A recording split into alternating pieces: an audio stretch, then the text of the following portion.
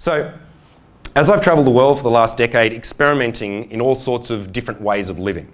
Okay, I've experimented with different sexual structures, with being mobile, with being able to create income whilst on the road. And I can tell you I did not do this alone. Right? I have a 7-figure business. I live in 10 countries a year. I have more women at my disposal than I know what to do with. I have more opportunities than I can ever look at. Right? I'm that asshole now that you'll write to me and I won't look at your email. Yeah? I became that asshole because I reached a density of success in life. Okay? So I know how to do this. And what I want to do today is open this up to you guys to ask me about themes or questions within this area of lifestyle design in conjunction with social and sexual design. Because it can't be done alone. Just wandering the earth, even if you manage to have some awesome turnkey, press that once a week button business, which is the other thing that's promised in the 4-hour work week. Anyone managed that yet? They're just like smugly like, done for the week. Anyone? Yeah, fuck you. Yes, I mean, easy up your clothes? All right, good. 1 out of 150 entrepreneur or... 3 years and then it blew up. And then it exploded in your face? Yeah. Why? Because there was a financial crisis in 2009 right. and I was in Thailand with my laptop and then I had to come back to London. You were smugly like, oh, shit. Yeah. Okay, so I have done this through collaboration the entire time. Right? So I'm the person on the front of it and often it looks like I did it all, but I didn't. Right? One of my best skills, believe it or not, is listening. You only ever hear me ranting, right? Because you're always in the business end of my ranting. But when I'm hanging out with people in general, even students, I'm doing a fuckload of listening and asking good questions. Probing. What's that saying? It's not what you know, it's who you know. Yeah, what's the better one? It's what you know about who you know. What's better than that? It's what you know about who you know, what they know about you, and do they give a shit? That's where we start getting into good territory. Because I meet people and they don't know who I am. They miss the chance to find out that I might have something useful. And then there's others who do find that out, but I don't give a shit. Not rudely, I just simply do not have room to give shit about this person because they don't have anything to offer me. I get emails all the time now. I get to feel what it's like to be like an 8 chick. Right? Like where you just have this constant clamoring attention that you're a little bit annoyed by. I think that's what it's like. And people write to me and they send stuff like this. So yeah, I want to become a dating coach. I'm wondering when I can start. Just like the ones who are like kind of trying to be like cocky. Yeah, there's the ones who, I had one guy try and NLP me the other day. He wrote to me and he said, I want to meet with you. Take this idea, put it in your head and feel what it feels like when you think, I want to meet you. Now, replace that with another feeling of I don't want to meet you and cross-reference that against your heart. I'm like, dude, you are dealing with the wrong, cold, calculating heart here. If you think you're going to NLP me into meeting you, good try. All right?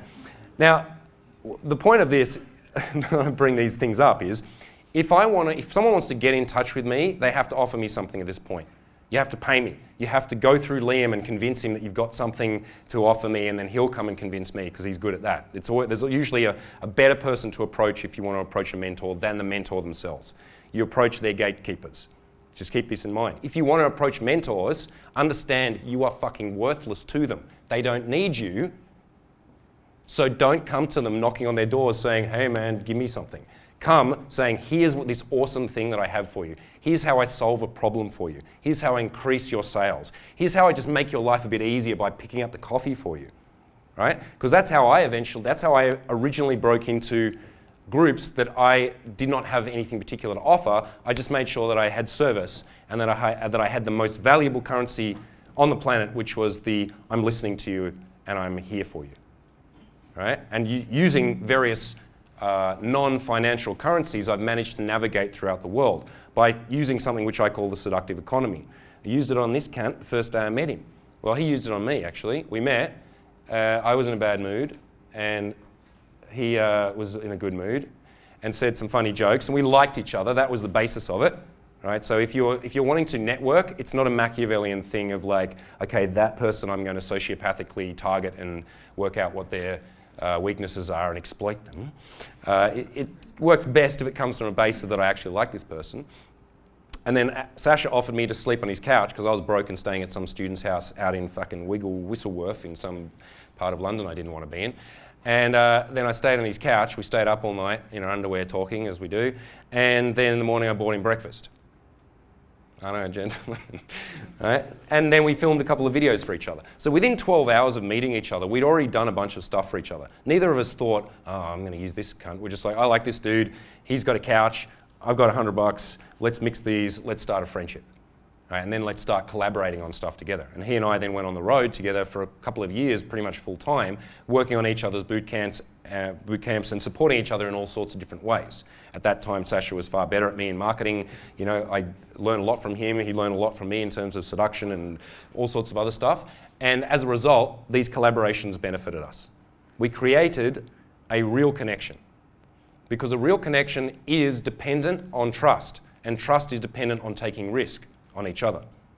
The guy that you stand next to and wing with, not your friend. The guy that you hang out with after work and have beers, not your friend. All the people on Facebook mostly, not your friend.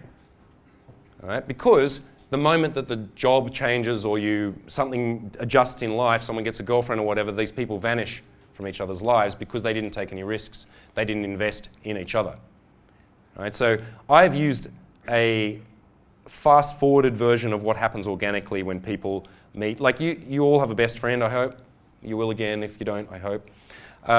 And you have built that friendship over years by investing in each other, helping each other move house, lending money, listening to each other whinge about girls and so on.